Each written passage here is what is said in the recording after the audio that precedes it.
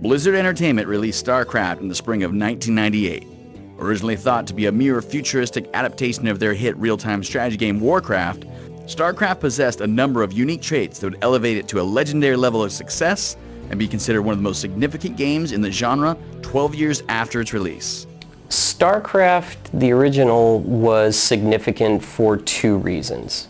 One reason from a game design perspective was the fact that you had these three completely unique races that had different modes of play, different strategies involved with them, and to my knowledge that's not something that had ever been attempted before. While Blizzard maintained their mantra of keeping the game as simple as possible when developing StarCraft, it was groundbreaking in a single significant way.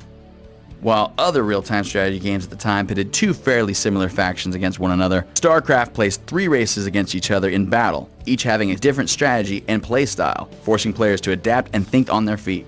That was really at the time what we felt was innovative too. I mean, it was sort of like our big innovation. There was some distinct ways Metzen and the story guys had come up with a great story and world, and hey, you know what, we can really support this triangle. Well, the original StarCraft was such an amazing experience, such a polished, excellent game, that sort of opened up, for me as a player, what real-time strategy could really be. That you could have these races, they're so completely different from one another that you're almost playing a completely different game when you sit down to play a new race. It was so exciting. I remember very distinctly playing this when I was working at Activision at the time, and I couldn't believe, having barely mastered one race, I suddenly realized there's units I'm not using in this race, and there's two more races I haven't even begun to touch yet, let alone understand how it works when I have different matchups, right? It was such an intense experience to sort of realize how deep the gameplay experience really was. And I think that's why we're seeing original StarCraft still played to this day. The other thing that really made StarCraft unique was the storyline. To have a storyline that played out throughout the entire game, allowing you to play these different races and to feel an emotional attachment to the characters was also something that really hadn't been done. This unique feature of StarCraft, along with a carefully crafted system of balancing each side, would make StarCraft become one of the most popular and significant multiplayer games ever made.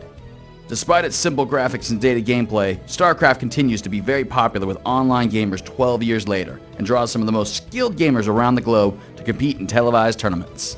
I don't know if anybody could have predicted how big the original StarCraft was going to become. I mean, there may have been some really visionary people who could look at it and say, oh my God, I get it. This is going to be the most amazing thing. I don't think Blizzard understood what they were making at the time. I don't think they understood what was going on. I think it certainly would have been paralyzing if they'd understood how big this could have been.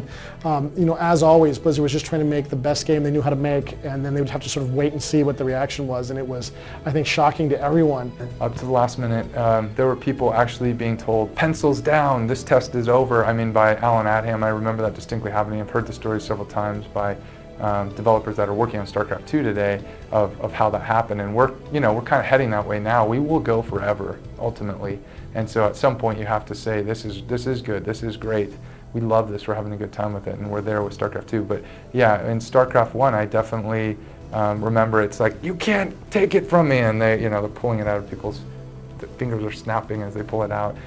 We had been in development for quite a long time. We were in crunch phase, where basically, the programmers are working down their list of bugs, and we had a date set that we were shooting for the Gold Master, and it was non-stop gameplay trying to nail down those final bugs to where you basically stay up all night and all you're doing is playing the game.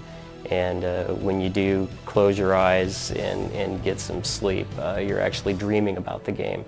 Well, I think the thing about the original StarCraft was it was such a high quality experience, right? It was a little bit bigger than other games at the time. Most other games were running only 2 races, and this was running 3. But since then, we've seen games with many more races than 3 races that have not necessarily eclipsed StarCraft, as time has gone by. So I don't think it was about the size of the game. I don't think it was about even the quality of the art, which I think looked pretty good at the time, but it wasn't necessarily the best looking game even at the time, let alone now, right, where it's certainly not the best looking game available today.